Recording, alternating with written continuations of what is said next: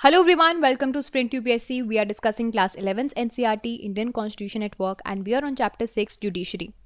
So हम judiciary में major चीज़ें कर चुके हैं. आज हम थोड़े ऐसे एस्पेक्ट्स पढ़ेंगे जुडिशरी के जो कि they are the point of contentions between either with the parliament, और हम थोड़ा ये भी डिस्कस करेंगे कि राइट्स और जुडिशरी का क्या आपस में रोल है. तो these two things will be discussed in today session. So start करते हैं हमारा सेशन. देखिए, जुडिशरी एंड राइट्स से स्टार्ट करेंगे. हमने एक चीज़ पढ़ी थी कि जुडिशरी का काम क्या है, डिस्प्यूट रिजोल्यूशन एंड हमारे फंडामेंटल राइट्स, बेसिक राइट्स को प्रोटेक्ट करना. ये काम होता है जुडिशरी का. बीच में हमने कुछ उसके जुडिशियल एक्टिविज्म वगैरह के बारे में बात कर ली थी, लेकिन ये तो मेन राइट्स हैं, है ना. अब ये काम कैसे करता है जुडिशरी, हमने फंडामेंटल राइट्स में भी पढ़ लिया था. पहला रिट्स के थ्रू, है ना. रिट्स हैं habeas corpus, mandamus, article 32. High courts के पास है, ये रिट्स इशू कर सकता है 226 के अंदर, आर्टिकल 226 के अंदर. ऑल्सो और क्या कर सकता है सुप्रीम कोर्ट, अगर आपकी पार्लियामेंट कोई लॉ बना रही है और वो कॉन्स्टिट्यूशन के अगेंस्ट है, ठीक है, तो सुप्रीम कोर्ट बोल देगा कि भाई ये लॉ जो है वो अनकॉन्स्टिट्यूशन है, इसलिए उसको ऑपरेशन में नहीं लाया जा सकता. ये दिया है आर्टिकल 13 के अंदर. सो ये दो जो मेथड्स हैं, पहला रिट्स और दूसरा ये अनकॉन्स्टिट्यूशनल किसी भी लॉ को बनाना, they are the part of judicial review. ठीक है. अब जुडिशरी यहाँ पे क्या कर रहा है, चीज़ों को रिव्यू कर रहा है ना. इसी को बोलते हैं जुडिशियल रिव्यू. यानी कि सबसे इंपॉर्टेंट पावर हो गया सुप्रीम कोर्ट के पास ये चेक करना कि कोई लॉ जो बनाया गया है वो on in accordance with constitution है या नहीं. जुडिशियल रिव्यू का मतलब है सुप्रीम कोर्ट या फिर हाई कोर्ट एग्जामाइन करें constitutionality of any law that comes to the supreme court और कंक्लूजन दे कि वो जो लॉ है वो कंसिस्टेंट है या फिर इनकंसिस्टेंट है कॉन्स्टिट्यूशन के अकॉर्डिंग. अगर वो इनकंसिस्टेंट है तो उसको अनकॉन्स्टिट्यूशनल घोषित कर दिया जाएगा और इनएप्लीकेबल, यानी कि वो एप्लीकेबल नहीं हो सकता. कोई चीज़ इनकॉन्स्टिट्यूशनल होगी तो ऑफकोर्स इट विल बी इनएप्लीकेबल. ये जो जुडिशियल रिव्यू टर्म है, जुडिशियल रिव्यू टर्म कहीं पर भी कॉन्स्टिट्यूशन में डिफाइन नहीं है, बट इंडिया के पास रिटन कॉन्स्टिट्यूशन है, हमारे पास सुप्रीम कोर्ट है जो कि हमने ये भी बात की हमारे फंडामेंटल राइट्स प्रोटेक्टेड हैं. तो सुप्रीम कोर्ट के पास अगर ये राइट है कि वो कोई भी लॉ अगर फंडामेंटल राइट्स के अगेंस्ट है वो स्ट्राइक डाउन कर सकता है, इसका सिंपल मतलब है कि सुप्रीम कोर्ट के पास ये जो पावर है वो जुडिशियल रिव्यू का है.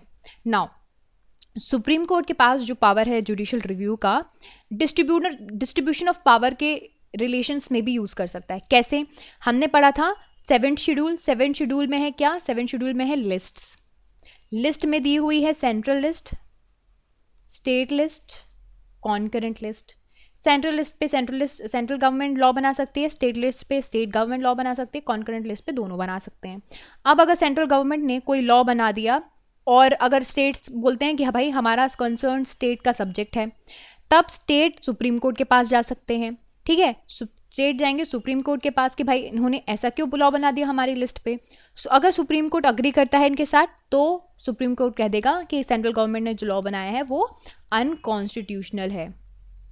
So in the sense review power जो है सुप्रीम कोर्ट की ये इंक्लूड करता है review of legislation on the grounds that they don't violate the fundamental rights and on the grounds that don't violate the federal structure of federal distribution of power in the country.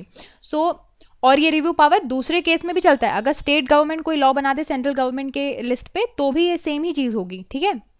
अब together Ritz और review of the power of the judiciary दोनों बहुत important है.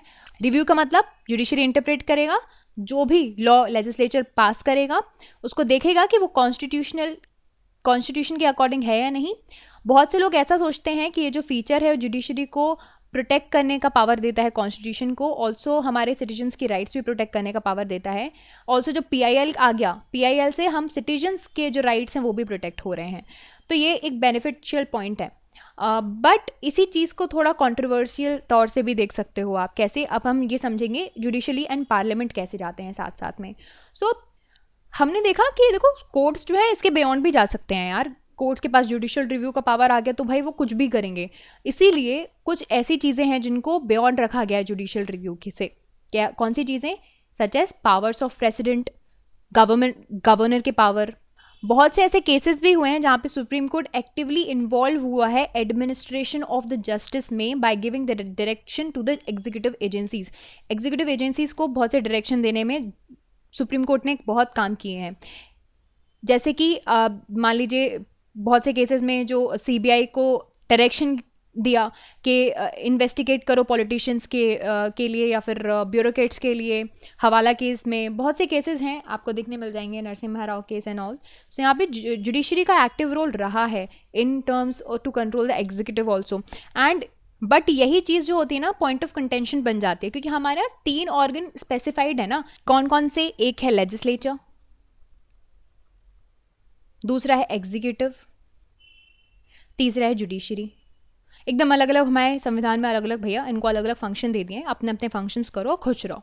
लेकिन legislature का काम है law बनाना, executive का काम है थोड़ा ड्राफ्ट करना और थोड़ा इम्प्लीमेंट करना, जुडिशरी का काम है dispute resolution. Despite of this division of power, clear-cut division of power, there is always a conflict between parliament, judiciary, executive, judiciary, everyone. Okay और हमारे करंट पॉलिटिक्स में ये हमेशा ही चलता रहता है कि जुडिशरी को किस हद तक रिव्यू करना चाहिए, जुडिशरी को किस हद तक इंटरवेंशन करना चाहिए, ये सारी चीज़ें ऑल्सो। और ये जो पावर का कंटेंशंस है, ये कॉन्स्टिट्यूशन बनने के बाद, कॉन्स्टिट्यूशन इंप्लीमेंट होने के बाद तभी से कंट्रोवर्सीज चल रही हैं। कब से? सबसे पहली कंट्रोवर्सी थी राइट टू प्रॉपर्टी। ठीक है, राइट टू प्रॉपर्टी थी ना।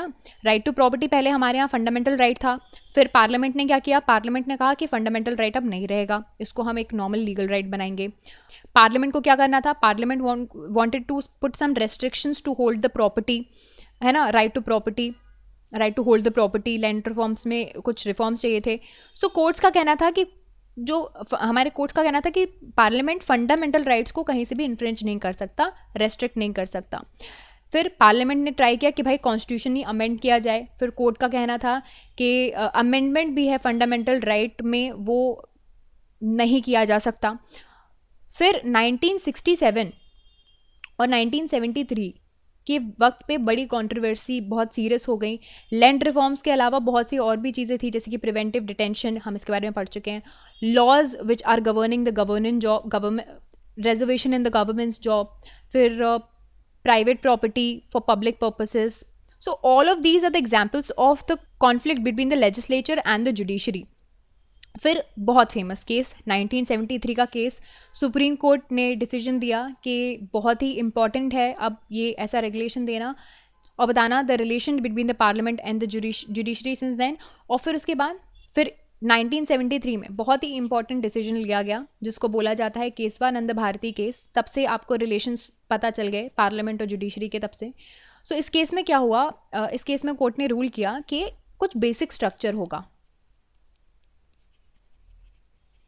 कॉन्स्टिट्यूशन का एक बेसिक स्ट्रक्चर होगा और किसी को भी राइट नहीं है, ना ही पार्लियामेंट को राइट है इसमें किसी भी तरह के अमेंडमेंट किए जा करने के।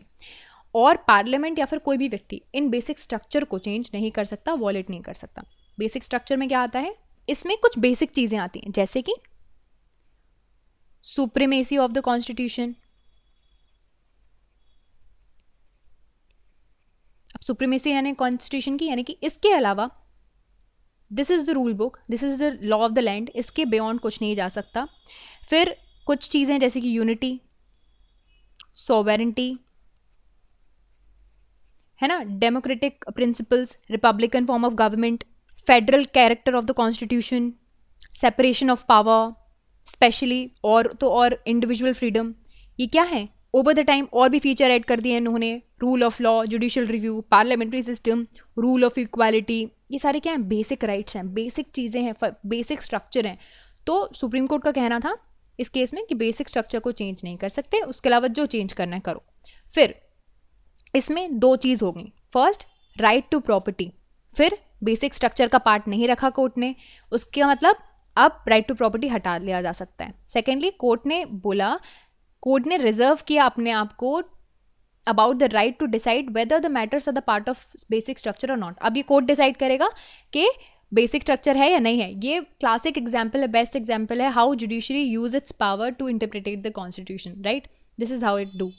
नाउ इस रूलिंग के बाद कॉन्फ्लिक्ट का जो नेचर है वो चेंज हो गया जुडिशरी और लेजिस्लेचर के बीच में. राइट टू प्रॉपर्टी हटा लिया गया फंडामेंटल राइट से 1979 में, और उसको लीगल राइट बना दिया गया. एंड इससे क्या हुआ, ये जो रिलेशनशिप है दोनों ऑर्गन का, लेजिस्लेचर और जुडिशरी, ये काफ़ी हद तक चेंज हुआ. और कुछ बट तभी भी कुछ इश्यूज हैं जो कि which are bone of contentions, जैसे कि अभी भी कुछ क्वेश्चंस है which are blurred, the line are blurred, the questions are unresolved. जैसे कि कैन द जुडिशरी इंटरवीन और regulate the functioning of the legislature. अभी भी जुडिशरी बहुत से इंटरवेंशंस देती रहती है. और अगर कोई व्यक्ति है जिसने who is guilty of the breach of the parliamentary privileges, वो प्रोटेक्शन ले सकता है कोर्ट में या नहीं.